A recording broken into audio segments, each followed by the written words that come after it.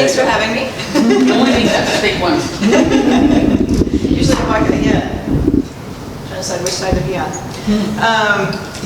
I only got lost once on the way here. I was pretty happy. Yeah. I'm also freezing. I was in Hawaii a week and a half ago. Yeah, it's been really warm and beautiful here. We finally have summer, but it's a little chilly today in here. Yeah, so thank you for having me. I'm going to share my story.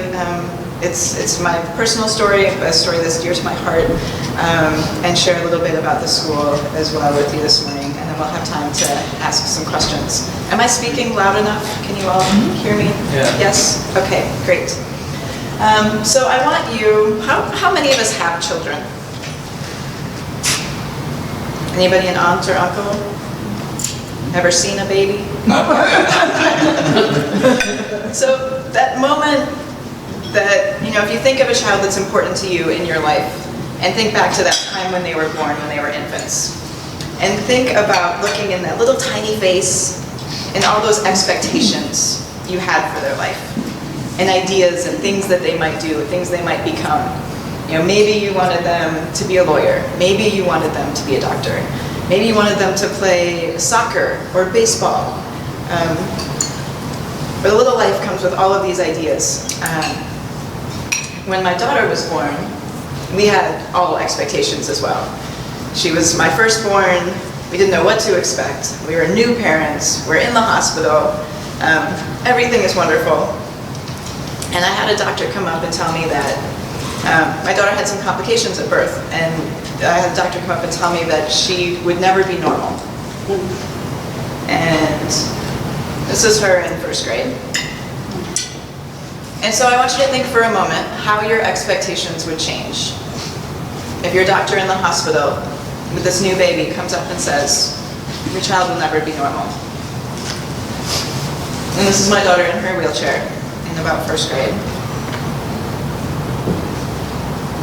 And that shift in expectations that you may have just thought, will she play soccer? Will she play baseball? Can she be a doctor? That's what we call the expectations gap.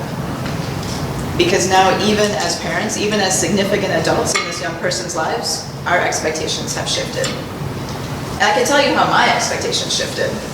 They didn't at all. I expected this little girl to grow up, to go to Stanford, to be a doctor if she wanted to, and to do anything that she wanted to do. However, that's not how most of society views it.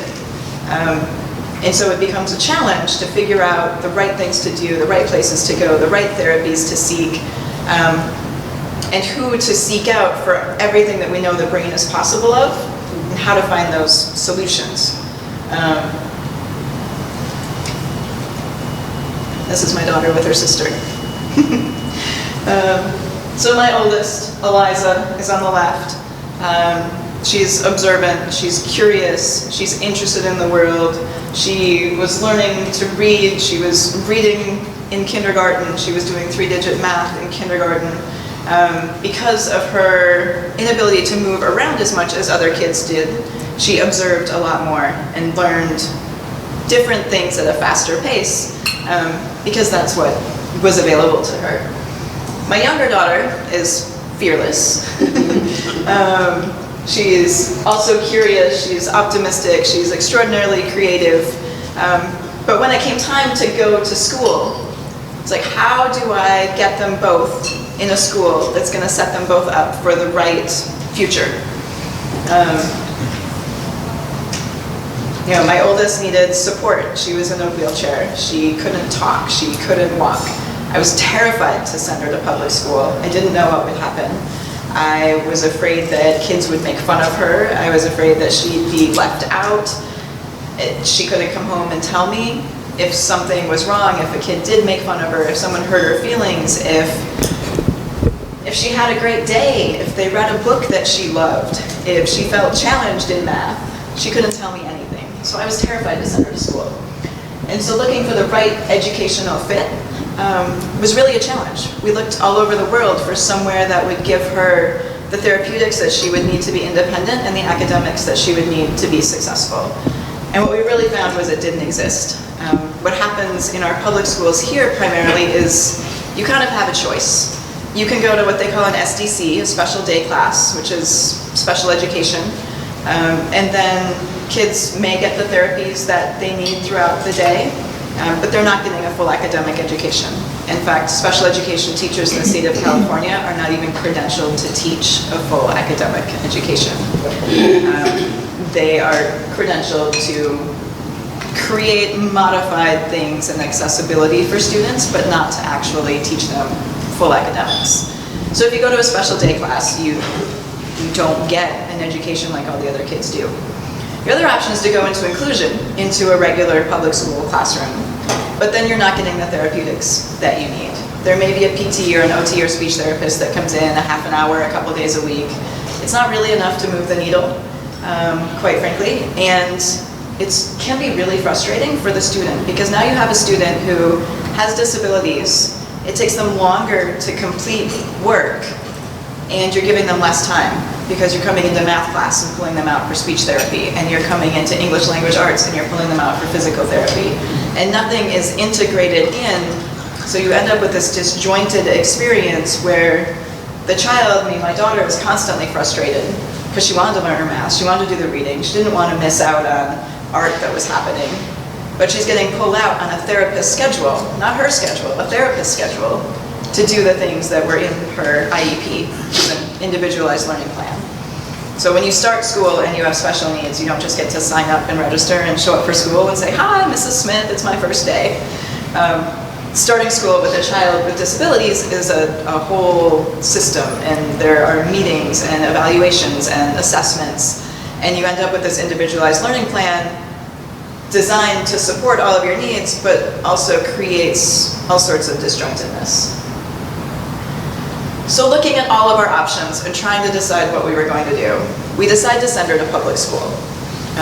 There wasn't really another good option around. Nobody was doing an integrated system with therapeutics and academics. Even the private schools that we looked at that offered something similar either weren't set up for students with physical disabilities, they were set up for other needs, or they didn't have the therapists on staff. So while they may be able to support her during the school day, she'd still be doing therapy outside of school hours a week with no time to really be a kid. So we decided to send her to public school. I asked the public school to allow her aide that she had been working with to be her aide in school, and looking for other accommodations. And they said no. This is the paragraph that I got in her IEP. This still makes me angry. This was the response when I asked if we could send, if her aide could do some conductive education with her, which we had found she was sitting independently before kindergarten. She was not at the end of kindergarten. And if we could bring in, other specialists that we knew would help throughout the day. They said no. They said all we need to do is provide her access to the education. This is what IDEA does. It provides access. It opens the door. It provides a floor of education. Now going back to our baby that we had and our expectations that we had, imagine if this is what we told every parent of every student who walked into public school. We're not going to guarantee your child learns. We don't have to provide the best resources for your child. All we have to do is provide your child access to the education that we are giving here. Whether she actually learns or not, that's not up to us. We just have to let her in the door. And so that's what a lot of inclusion programs look like. And inclusion means many different things in many different schools. And some schools do it better than others. Some schools, inclusion is literally just allowing the student in the door. They wheel them in the back door, they may sit for a class period or two, they wheel them back out. All right, Johnny was included. Versus what real inclusion looks like, working with your peers, collaborating, learning together, understanding together, asking questions, problem solving. It's a whole different thing. So, since Eliza couldn't talk, we'd give her questions. This is her first day of kindergarten, walking into class. And I had asked her that day if she wanted to go in her wheelchair, or if she wanted to walk in. We'd ask her if she wanted this or that. We'd ask her if she wanted blueberries or strawberries. We'd ask her if she was upset. Was it something your sister did, or is it something else? Sometimes this could take forever. Did you bite your tongue? Is it something else? Did the dog wag his tail in your face? Is it something else? Did the trying to get to the bottom of what was upset? Because she's fully cognitively able, but didn't have the expressive language or a way to tell us what was going on. So first day of kindergarten, do you want to go in your wheelchair? Do you want to walk? She wanted to walk. And she could take steps with support. You can see I'm holding her shoulders. This is my littlest one in the carrier, 3 children. And that's Keller, my little boy, in the baby carrier, on her first day of kindergarten. Now, first day of kindergarten went great for her. My friend Susan tells a different story, because my side of inclusion comes from having a child with disability. Her child, they're a Chinese family. Amelia, her daughter, is brilliant, was reading before kindergarten, was doing math before kindergarten, was excited to go to school. Mom wanted to send her for the social aspect, to learn and to push her and to challenge her. And they see my daughter walking into their classroom the first day. And Susan goes, oh no, this child is going to hold my child back. She's going to be disruptive, she's going to be slow. My child isn't going to be able to learn. My child is going to be held back. And everything's going to rotate around, you know, the slowest kid in the class, which is obviously this child. She's like, I don't want this kid in my class. What can I do about this? She told me this story a couple of years later. And this is kindergarten. This is kindergarten. Yes, this is kindergarten. Where, you know, kindergarten, the main aspect of kindergarten should be just social learning. How do we get along together in a group? How do we make friends? How do we talk to our peers? How do we work through our conflict ourselves? Is this a kid problem that I can solve, or is this an adult problem? When do I find an adult to help me? You know, those are kindergarten problems. But no, she was brilliant, and she was pushing forward, and she didn't need this distraction in her classroom. So this was a parent participation school, which is one of the reasons I chose to send her. So the parents were required to do 2 hours a week of time in the classroom, required to take a committee job in the school. There are classroom meetings every month. There's a parent education training that you have to go through to be a part of the school and be in the classroom so you can respond to conflict in the proper way and understand their teaching methods. So Susan was required to do 2 hours a week in the classroom with my distraction. What happened was pretty cool. This is my daughter, Eliza, and Susan's daughter, Amelia. Eliza and Amelia became best friends. They're holding hands in circle time. Because kids just see kids. Hey, you like to play dress up? I like to play dress up. Hey, you like to play soccer? I like to play soccer. Hey, you like to read Amelia Bedelia books? I like Amelia Bedelia. Kids just see kids. All the kids in her class just learned how to talk to her. Hey Eliza, do you want to go play soccer? Yes or no? Hey Eliza, do you want to go play dress up? Yes or no? And she would go. She had an aide in the classroom, so her aide would, you know, facilitate that. But kids would come up, kids would play with her, kids would talk with her. Eliza and Amelia became best friends. Susan thought the whole thing was a sham at first. Now, how can you be friends? She can't talk. This doesn't work. But the more time she spent in the classroom, the more she realized how capable she really was. She understood baking. She loved to crack eggs. It was her favorite part of baking and cooking. She also loved to dig the pumpkin seeds out of the pumpkin. It's like when we carve pumpkins at Halloween, I roast all the pumpkin seeds. Yeah, her job was digging out all the seeds. Loved it. So there's definitely ways to incorporate and make things accessible for different students. And the students will all figure out how to do it. But what does this look like in practice? Now, I mentioned there were several different types of inclusion. When we look at inclusion in California schools, this is what we see. So this is just a few different categories of kids with all disabilities. That's lumping everybody that has a disability, that has a IEP in special education. Orthopedic impairment is what they labeled my daughter as. So if you have limited mobility, you're orthopedically impaired. A speech and language impediment, and multiple disabilities. So my daughter also fell into the multiple disabilities category, where she couldn't speak, she couldn't walk, But when we're looking at this, this is the amount of time they're spent in the classroom. So even if we're just looking at all disabilities, only half of those kids are spending 80% of their time in their classroom. So already they're losing 20% of their classroom learning because they're being pulled out somewhere else for some other service that is probably entirely necessary for them. But so is their academic learning. And how are they going to make that up? And what happens? When we look at orthopedic impairment like my daughter and we look at less than 40%, almost half of these kids are spending less than half of their time in the classroom. Now when we look at the future and where things are going and automated technology and artificial intelligence and the fact that we have surgeons already doing surgery with robots. We can use our mind to turn on and off lights, to turn on and off our TV, to race cars and video games. This technology is available now. And we think about what that's going to look like in 20 or 30 years. Well, for me and my expectations and my daughter, she could be a surgeon. She just needs to know how to do it so she can control a robotic arm with her brain to do the surgery. This isn't that far-fetched, it's happening. But not if we don't get an education. This is one of my favorite graphics. How do we do that? What happens then?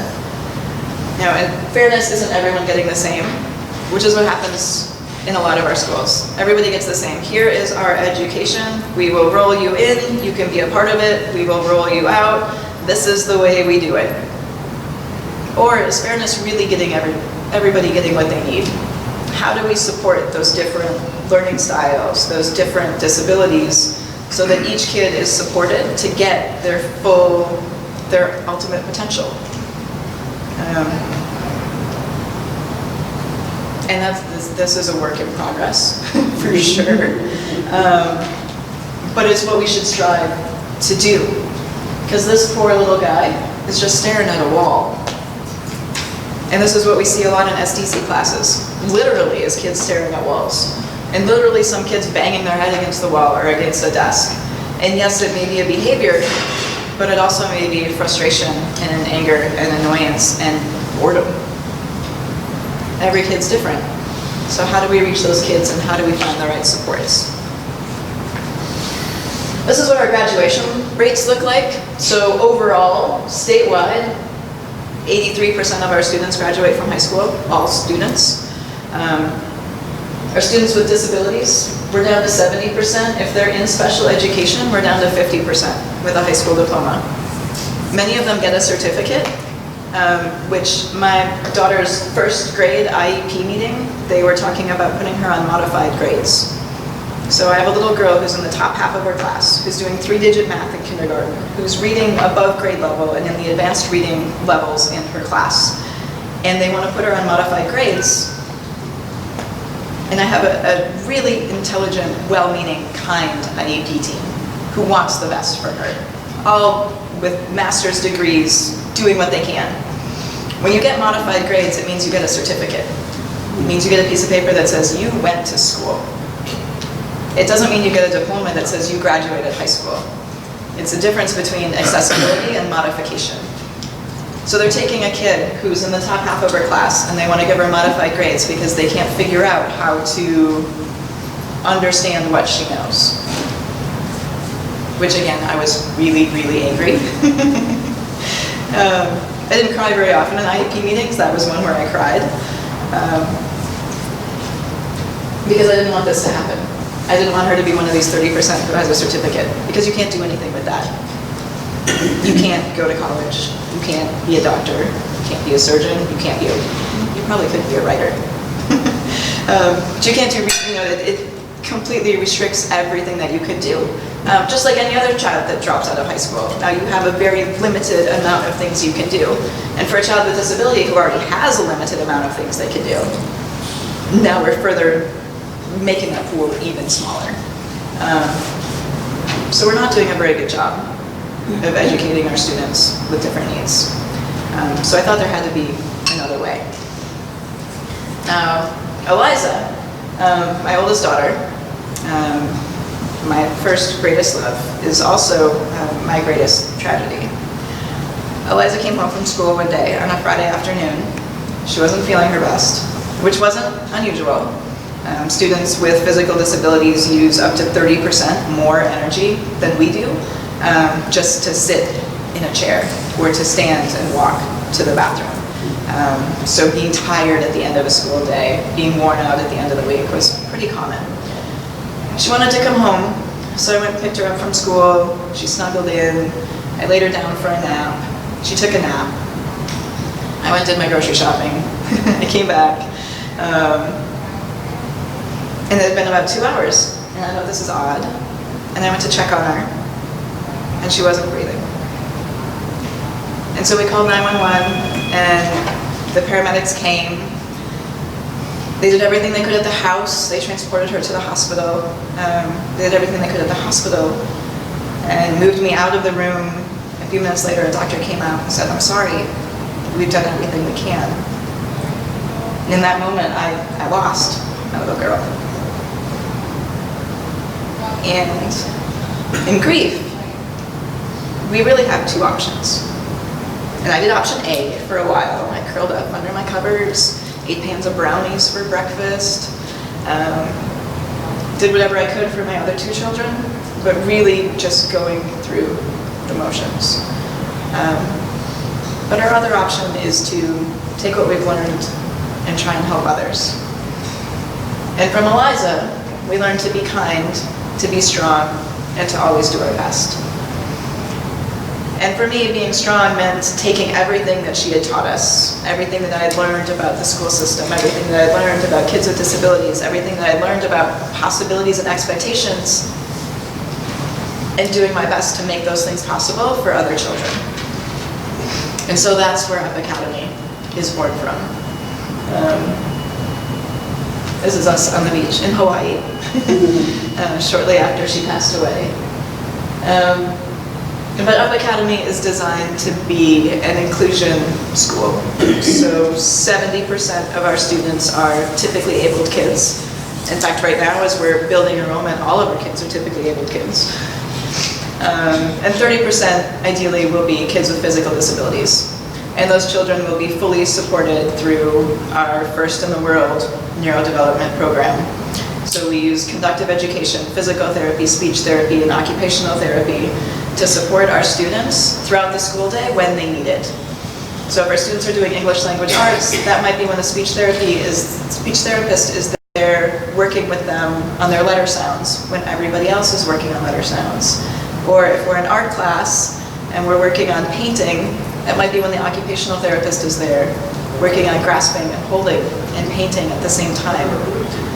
So our research in kids and child development and neurodevelopment shows us that we do best when we learn with our peers, when things make sense, when things are functional and integrated.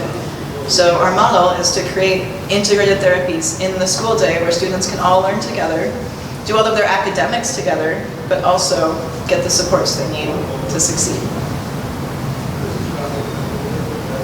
Now, I know that all of you donate books.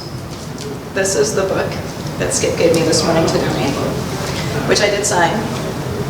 But as I was looking at it, the dedication is for Luis, Annie, and Eliza.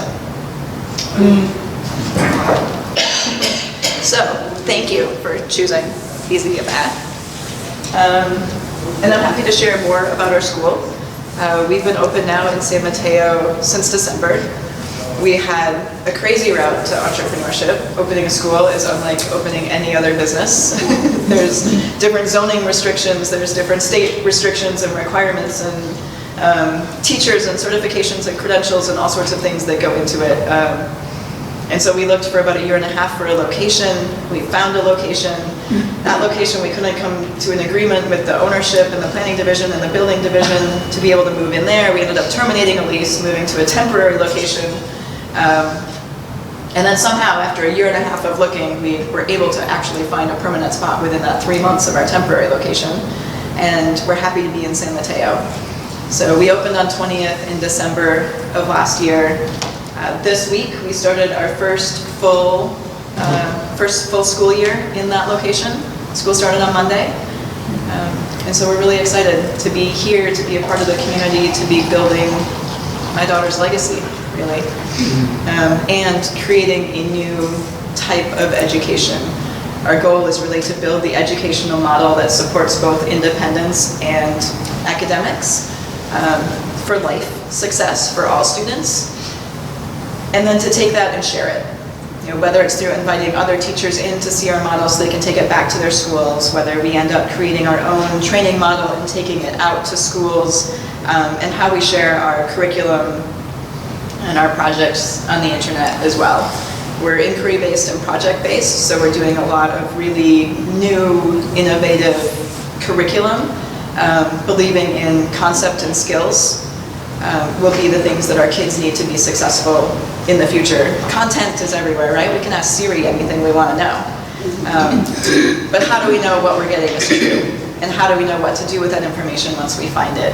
And how do we integrate that into the things that we want to accomplish to influence action in the world? And those are the things our school is really focused on from a curriculum standpoint. Yeah. What grades do you? We're K to 5. Okay. Yep, we're in elementary school. Okay. Yeah. How many children, what's your capacity, and do you have any open enrollment opportunities? We do, yeah. We have ongoing open enrollment right now, and until we get to a fuller size. We have 7 students in our small mixed age class right now for this year. Right now we have a K to 3 class, just because that's who enrolled this year. And we will do a lot of differentiated learning and activities so that each student, the older students will be challenged in their own work, also have an opportunity to mentor and teach some of the younger students. And likewise for them, they'll be challenged in their own work, they'll get to learn from their peers and some older kids, also from educators, and there'll be things that I'm sure each of them will excel in that they can also teach to their older cohorts as we move through the year. We can grow to a capacity of 60 is our plan in our current building. And then I've already had people in LA and in Marin and in Oakland and other parts of the country asking us to open other schools. So we need to get ours stable and finalized, but there's definitely need and want. Yeah. Can you tell us how you're funded, what your funding structure looks like, and Sure. where your needs are? Yeah, so we're a private nonprofit school. So the majority of our funding so far has come from individual donors. We run 2 crowdfunding campaigns per year. We've raised almost $700,000 over the past 4 years to get us to this point. Just in individual donations. We've had a couple of foundations partner with us. The San Jose Earthquakes soccer team has been incredibly supportive. Actually, they held my daughter's celebration of life at the stadium. There's a plaque and a tree for her at the stadium. They held a fundraiser for us about a year ago, and when we opened, Q, their mascot, came out and did our ribbon cutting, and they did an event for us at our opening ceremony last fall. Pops Kids is another local foundation that's supported us, and we're really continuing and increasing our grant writing efforts now that we have a location and a thing. Before I was selling an idea, and foundations want to have a thing. So now we have a thing, so we'll really be able to increase that. And then from tuition, they're kind of our 3 main areas of. What does your tuition look like? Our base tuition is $26,000 a year. We do offer financial aid for families who need it. In an ideal world, we would be free. I would love to get to a point where we had foundation and community support where we could just offer this to the students who need it and want it and are interested in a new and inclusive method of education. We're not there yet. So we do offer financial aid for parents who need it, and then all of our services are kind of a la carte. So depending on what the family's focus is, what the student needs, what their goals are, and what we can provide, then we add in other pieces. Students can also come supported by their public school district. So there's a good precedent for that, for if the public school isn't providing the right support and all of their needs, public schools will often pay tuition for students go to private schools. Yeah. So you have teachers there, then you have therapists there also, or the teachers therapists too? No, we have an educational staff and a therapeutic staff. Okay. Yep. And they I work mean, you very said, closely like, you know, if together. they're doing paintings or, you know, reading or something, and then you have a therapist there in addition to the teacher. Correct. Yeah. Yep. Yeah. Yeah. It's gratifying to hear about the reference for the license and legacy. But where and what is the name of your school and where is it located? We're UP Academy. Up Academy. UP stands for Ultimate Potential, helping all kids reach their ultimate potential. And we're right on 20th Avenue near City Hall in San Mateo. Oh, okay. Yeah. So thank you. Thanks for having me.